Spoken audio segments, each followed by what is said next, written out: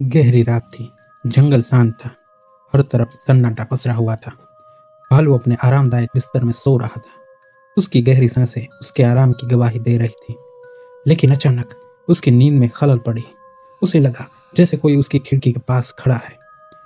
आंखें आधी खुली तो उसने खिड़की के बाहर किसी छाया को देखा। कोई उसे देख रहा था।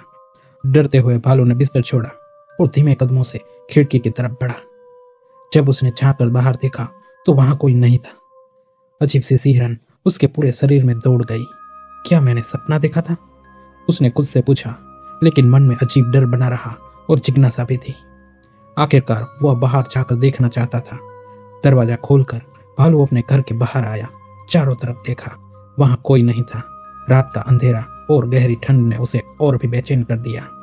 उसने सोचा, शायद यह मेरा वहम था, और वापस घर की तरफ मुड़ा। जैसे ही भालू वापस अपने घर में घुसा, उसके कदम अचानक थम गए। उसने देखा कि फर्श पर मिट्टी के पैरों के निशान थे, जो बाहर से अंदर की तरफ आए थे। भालू का दिल जोर जोर से धड़कने लगा। ये निशान किसके थे? वह तो अकेला ही घर से बाहर गया था। धीरे धीरे डरते हुए वह निशानों का पीछा करने लगा। ये निशान उसके बिस्तर तक जा रहे थे। जब उसने अपने बिस्तर की तरफ देखा तो वहां कोई सोया हुआ था। उसकी आंखें फटी की फटी ही रह गई। वह बिस्तर में सोया। वह अजनबी कोई और नहीं, भालू ही था। भालू का शरीर ठंडा पड़ गया। ये कैसे हो सकता है? वो तो यहाँ खड़ा है, फिर बिस्तर में सोया हुआ भालू कौन है? डर और दहशत के मारे उसके पसीने छूटने लगे।